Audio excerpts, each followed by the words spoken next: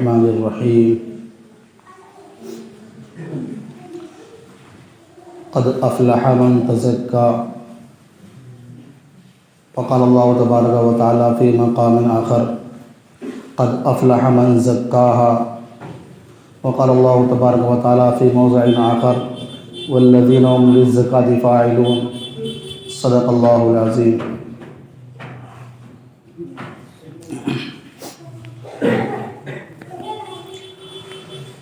محترم بزرگان دین،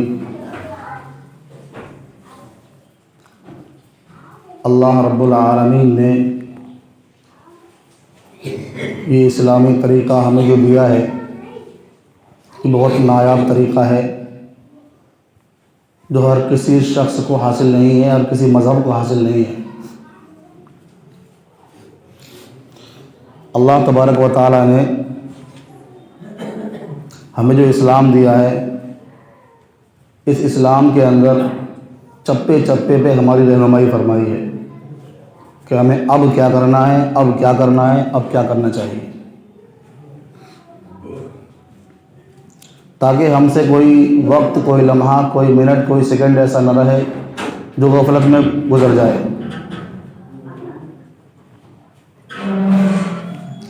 اللہ تبارک و تعالیٰ نے اسلام کی بنیاد 5 چیزوں کو بتلایا۔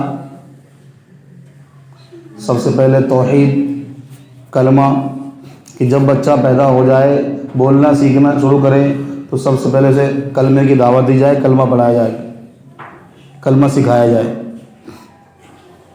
جب وہ کلمہ پڑھنے لگ جائے، اللہ کا نام لینے والا بن جائے، جب وہ 7 سال کا ہو جائے تو اس کو اپنے ساتھ مسجد میں لایا جائے، اس کو نماز کی تلقین کی جائے، نماز سکھائی جائے۔ 10 سال کا ہو جائے، اگر نہیں پڑھتا تو اسے ڈانٹ لگائی جائے، تاکہ جب تک بالغ ہو تب تک نماز کا عادی ہونا چاہیے۔ ایسا نہ ہو کہ وہ بالغ بھی ہو جائے اور بے نمازی ہو، بالغ بھی ہو جائے اور بے نمازی ہو۔ اس لیے اس کی رہنمائی فرمائی کہ آپ شروع سے ہی لے کے چلے ساتھ میں، اپنے بچوں کو اپنے ساتھ مسجد میں لائیں تاکہ وہ نماز کے عادی بنیں، انہیں بھی پتہ چلا کہ مسجد میں ہوتا کیا ہے۔ جب وہ نماز پڑھنے آئیں گے، ایک دوسرے کو دیکھیں گے نماز پڑھتے ہوئے، رکوع سجدہ کرتے ہوئے دیکھیں گے تو وہ رکوع سجدہ کرنا سیکھیں گے، اور پھر اس کے اندر کیا پڑھا جاتا ہے وہ آپ سے پوچھیں گے، تو پوچھ کے سیکھیں گے، اور وہ جب مکتب میں تعلیم حاصل کر رہے ہوں گے تو انشاءاللہ وہ اپنے آپ ہی سیکھ جائیں گے پڑھتے پڑھتے۔ بہرحال جب وہ بالغ ہو جائے گا تو وہ مکلف بن جائے گا۔ اگر اس کے ذمے میں مال ہے تو اس پر زکوٰۃ بھی واجب ہے، اور اس پر روزہ فرض ہو جائے گا، اور اگر اس پر اللہ تعالیٰ نے اتنا مال دیا ہے اس کو کہ وہ حج کی استطاعت رکھ سکتا ہو، وہاں جانے کا خرچہ، وہاں سے واپس آنے کا خرچہ، اور جتنے دن وہاں رہے جب تک اپنے گھر والوں کا خرچہ، جس کی وہ ذمہ داری اٹھاتا ہے ان کا خرچہ، اگر اتنی استطاعت ہے، اتنی دولت اللہ تعالیٰ نے اس کو دے رکھی تو اس پر حج بھی فرض ہے۔ یہ ایک پروسیس ہے شریعت کا جو ہر انسان کے لیے ہے۔ ہمارا انسان دیکھ لے کہ میں کس کیٹیگری میں آتا ہوں، کیا میں چھوٹا بچہ ہوں تو مجھے کلمہ آتا ہے نہیں آتا، 7 سال کا ہوں نماز پڑھنا سیکھ رہا ہوں نہیں سیکھ رہا، 10 سال کا ہوں تو میں نماز پڑھنا آتی ہے نہیں آتی، کہیں ایسا نہیں کہ میں بالغ ہو جاؤں اور بے نمازی رہوں، بالغ ہو جاؤں اور بے نمازی رہوں، ایسا نہ ہونے پائے۔ اس لیے بلوغت سے پہلے نابالغی کی حالت میں نماز سیکھنی ہے، اور نماز کا عادی بننا ہے، نماز کا پابند بننا ہے۔ اور اگر مال دولت ہے تو اس میں سے اس کا حق ادا کرنا ہے۔ زکوٰۃ و زکی تزکیتاً، اس کے معنی ہے پاک کرنا۔ قد افلح من زکاہا، تحقیق کی کامیاب ہو گیا وہ شخص جس نے اپنے نفس کو پاک کیا۔ ایسے ہی والذین هم للزکاۃ فاعلون، اللہ تبارک و تعالیٰ نے مومنین کی صفات بیان کی ہیں، نمازی حضرات ہوتے ہیں، مومنین کی صفات بیان کی، ان میں سے ایک صفت یہ بھی ہے کہ وہ والذین هم للزکاۃ فاعلون، وہ اپنے وقت کی اندر اپنے وقت پر اپنا حق ادا کرتے ہیں، یعنی زکوٰۃ نکالتے ہیں۔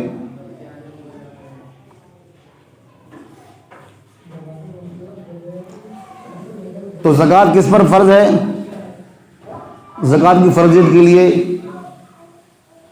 سب سے پہلی شرط مسلمان ہونا ضروری ہے، غیر مسلم پر زکوٰۃ فرض نہیں ہے۔ وہ جتنا چاہے ڈونیٹ کرے، جب چاہے ڈونیٹ کرے، کوئی پابندی نہیں ہے، کوئی اس سے گزارش نہیں ہے، کوئی حکم نہیں ہے۔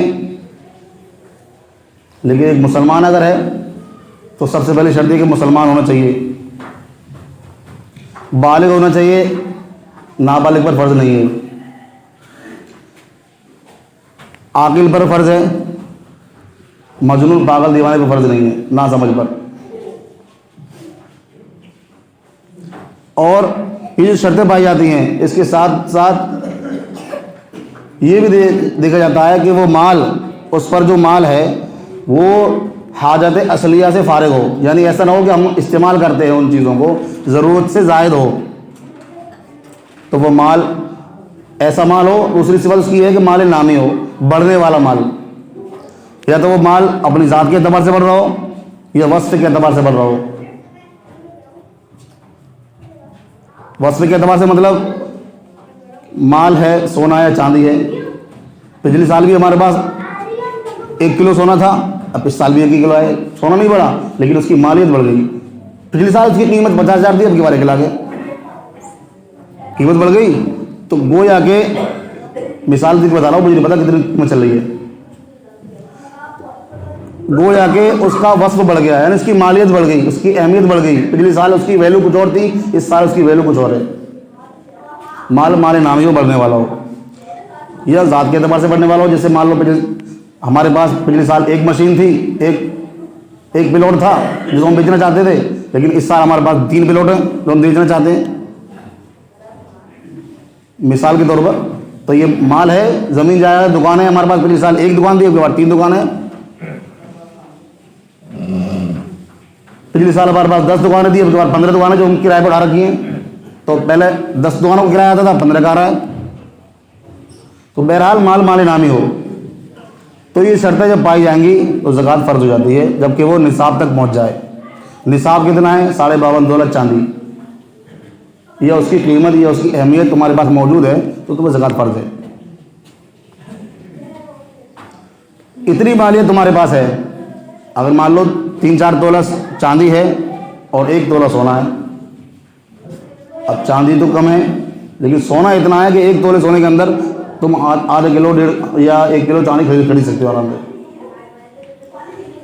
اتنی ہے کہ 52.5 تولہ چاندی آ جائے گی 1 تولے سونے کے اندر، تو آپ پر زکوٰۃ فرض ہے 1 تولے سونے کے اندر ہی، آپ کو زکوٰۃ ادا کرنی ہی ہوگی۔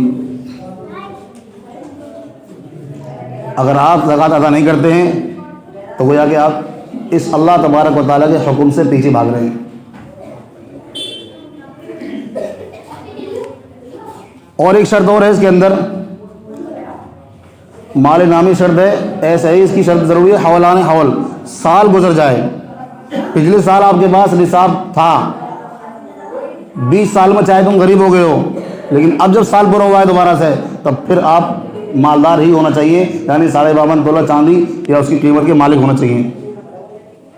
زیادہ ہو جائے تو اور اچھی بات ہے، جتنا زیادہ ہو جائے گا اس سب کی زکوٰۃ دینی ہے، یہ نہیں کہ صرف 52 تولہ چاندی کی قیمت کی زکوٰۃ دینی ہے، بلکہ جتنا زیادہ مال بڑھ گیا، 10 کلو چاندی آگے تمہارے ہاتھ میں لگ گئی تو تم 10 کلو چاندی کی زکوٰۃ دو گے، 1 کلو کے آدھا کلو نہیں دو گے۔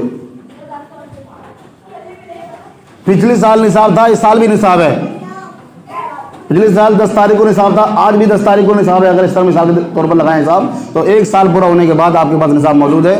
20 سال میں چاہے نصاب بڑا ہو یا گھٹا ہو، کوئی فرق نہیں پڑتا، حولان حول پایا گیا، سال پورا ہو گیا، اب آپ پر زکوٰۃ فرض ہو گئی ہے، آپ کو زکوٰۃ دینی ہی ہوگی۔ بہت سے حضرات ہیں کئی سالوں سے فرض چلی آ رہی ہے لیکن کوئی پتہ ہی نہیں ہے، کئی سالوں سے فرض چلی آ رہی ہے۔ اگر آپ کے اوپر 10 سال کی زکوٰۃ فرض ہے تو آپ کی ذمہ داری بنتی ہے کہ آپ 10 سال کی زکوٰۃ نکالیں۔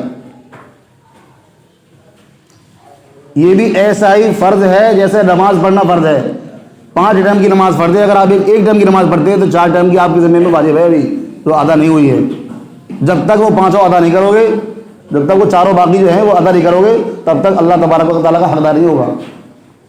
اور یہ اللہ کا حق ہے, زکوٰۃ ادا کرنا بھی اللہ ہی کا حق ہے. اگر آپ کے ذمے میں 10 سال کی زکوٰۃ واجب ہے تو آپ کو 10 سال کی زکوٰۃ ادا کرنی پڑے گی. 1 سال کی آپ زکوٰۃ ادا کر کے اور سوچیں کہ ہم نے زکوٰۃ دے دی تو آپ فری نہیں ہو سکتے, بری و ذمہ نہیں ہو سکتے. ابھی آپ کے ذمے 9 سال کی زکوٰۃ واجب ہے, وہ بھی آپ کو ادا کرنی ہے.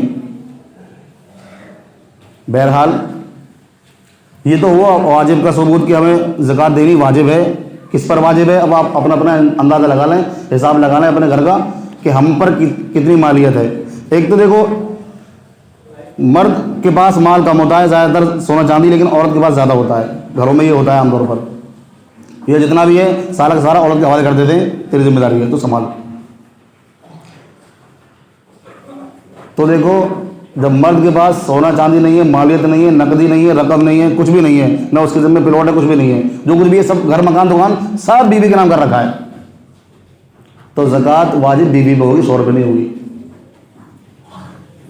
اب بیوی ایسی ہے جو گھر میں سے مال نکالنا نہیں چاہتی, نہ بتائے گی سامان کتنا ہے, تو تمہیں اندازہ لگانا پڑے گا, تمہیں اس سے لینا پڑے گا حساب لگانے کے لیے.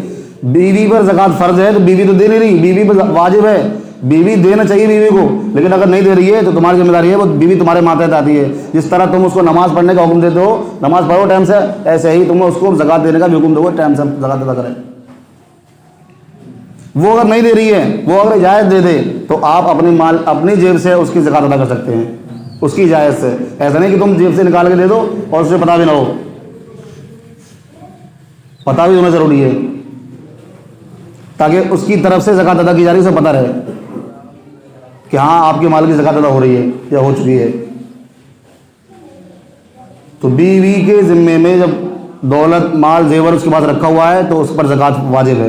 ہاں اگر شوہر کے پاس الگ سے مالیت ہے تو شوہر پر الگ واجب ہے, شوہر پر الگ واجب ہے, بیوی پر الگ واجب ہے. ایسے ہی اگر گھر میں کوئی بالغ اولاد ہے, لڑکے ہیں لڑکیاں ہیں جو 15 سال سے اوپر ہیں, ان کے پاس الگ مالیت ہے, ان کے پاس الگ مالیت ہے تو ان پر بھی زکوٰۃ واجب ہے. بالغ حضرات پر, بالغ بچوں پر, چاہے اس کے ماتحت ہی ماتے ہوں, تو ان پر بھی زکوٰۃ واجب ہے. اس لیے اپنا حساب لگا کے زکوٰۃ ادا کرنے کی کوشش کریں. اور زکوٰۃ ادا کرنی کیسے ہے, کہاں پر کرنی ہے؟ تو دیکھو انما الصدقات للفقراء والمساکین, ایک آیت ہے, یہ باقاعدہ طور پر بتلاتی ہے کہ کہاں کہاں خرچ کرنی ہے. لیکن ہمارے معاشرے میں چونکہ مدارس کا نظام چل پڑا ہے تو لوگ مدارس کے پیچھے بھگ جا رہے ہیں, کہیں نہیں دیکھتے, مدارس کو دیتے ہیں, بغیر جانچ پڑتال کے مدرسے کو دے دو, بس مدرسے والا کوئی آ گیا فوراً دے دو. جبکہ مدرسوں کے نام پہ لوٹ مچی پڑی ہے. بہت لوگوں نے جعلی رسیدیں چھپوا رکھی ہیں, مدرسہ وجود میں ہے ہی نہیں, ثبوت سرے سے ہی, بس مدرسہ فلانیہ, مدرسہ یہ, مدرسہ وہ, مدرسہ خاندان العلوم نام ڈال دیا اور چل رہی ہے. چندہ ہو رہا ہے, صرف اور صرف زمینی سطح پر مدرسہ نہیں ہے, صرف اور صرف ہوائی مدرسہ ہے, اس کو چندہ ہو رہا ہے اور لوگ دے رہے ہیں, دکانیں چل رہی ہیں. تو اس لیے سب سے پہلا اگر کسی مدرسے کو دینا ہو تو اس مدرسے کی تحقیق ہونا چاہیے تمہارے پاس کہ ہاں واقعی یہ مدرسہ مستحق ہے یا نہیں ہے. مستحق ہو تو ادا کر سکتے ہیں آپ, اور اگر مستحق نہیں ہے تو آپ کو 1 روپیہ دینے کی ضرورت نہیں ہے. آپ دیں کسے؟ سب سے پہلے دیں آپ اپنے قریبی رشتہ دار کو, جو آپ کا رشتہ دار قریبی ہے اور مفلسی کا شکار ہے, غریب ہے, آپ اس کی مدد کریں. اصولین اور فروعین, جن سے ہم پیدا ہوئے ہیں, باپ دادا نانا, باپ دادا دادی نانا نانی, ان کو نہیں دے سکتے. فروعین جن سے جو ہم سے پیدا ہوئے ہیں, یعنی ہماری اولاد, بیٹا بیٹی, پوتا پوتی, نواسا نواسی, ان کو نہیں دے سکتے. لیکن اس کے علاوہ ہم اپنے بھائی کو, بہن کو, پھپھو کو, چاچا کو, رشتہ داروں کو, ماما کو, خالہ کو دے سکتے ہیں. نانا کو نہیں دے سکتے, نانا کا اگر کوئی بھائی موجود ہے غریب ہے تو اسے دے سکتے ہیں. دادا کو نہیں دے سکتے, دادا کا بھائی موجود ہے, وہ بھی دادا ہی کی طرح ہوتا ہے لیکن دادا کا بھائی ہے وہ. اب جب ہم اپنے بھائی کو دے سکتے ہیں تو دادا کے بھائی کو بغیر چلو دے سکتے ہیں. تو اس طرح اپنے قریبی رشتہ داری کے اندر کوئی غریب تلاش کیجیے جو تم سے مستحق ہو، پریشان حال ہو. بہت سے ایسے ہیں جو بیمار ہیں، بیماری کی وجہ سے دوا کا خرچہ نہیں اٹھا پا رہے، تو آپ ایسے لوگوں کو تلاش کیجیے، ان کی دوائی کا خرچہ ادا ہو جائے گا، آپ ان کو دے دیجیے. آپ ایسے لوگوں کو تلاش کیجیے جو آپ کے پڑوسی ہیں یا آپ کے رشتہ دار ہیں، قریبی ہیں، آپ کے بہت زیادہ قریبی ہیں، اور وہ مقروض ہیں، قرضے کی وجہ سے پریشان ہیں، ڈپریشن کا شکار ہو رہے ہیں، تو آپ ان کا قرضہ ادا کر دیجیے، ان کو پیسے دے دیجیے، تھما دیجیے، اور آپ ان کا قرضہ ادا کر دیجیے. آپ کی زکوٰۃ ادا ہو جائے گی اور آپ کی قرابت رشتہ داری میں تعلق میں اضافہ ہو جائے گا. دو فائدے ہوں گے، زکوٰۃ ادا ہوگی لیکن رشتہ داری میں اضافہ ہو جائے گا. وہ بندہ آپ کا احسان زندگی بھر نہیں بولے گا. یہ بہترین مصرف ہے. سب سے پہلے اپنا قریبی تلاش کیجیے.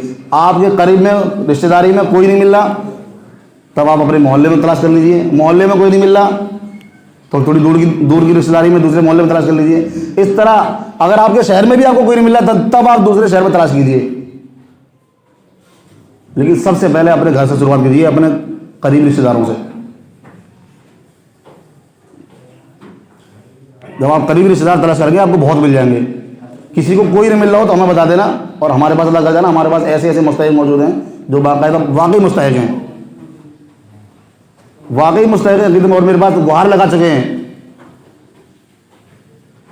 میرے پاس آگے گہار لگا چکے ہیں.